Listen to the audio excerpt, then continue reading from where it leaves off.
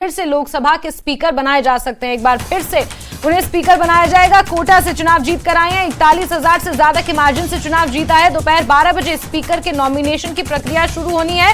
मोदी सरकार की ओर से ओम बिरला का नाम तय किया जा सकता है। सूत्रों के हवाले से बड़ी खबर आपको दे रहे हैं, जहां ओम बिरला ही एक बार फिर से लोकसभा के स्पीकर बनाए जा सकते हैं। मोदी 3.0 में एक बार फिर से ओम बिरला के नाम की चर्चा है।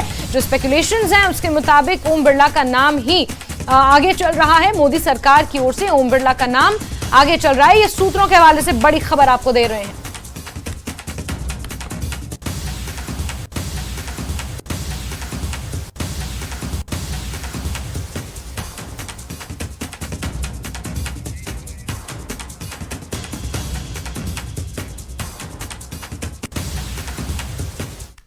तो सूत्रों के हवाले से ये खबर निकल कर आई है, जहां एक बार फिर से ओम बिरला ही स्पीकर बनाए जा सकते हैं। दोपहर 12 बजे स्पीकर का नॉमिनेशन होना है। मोदी सरकार की ओर से ओम बिरला का नाम ही आगे दिया जाना है, ये सूत्र बता रहे हैं। बहरहाल आगे बढ़ते हैं।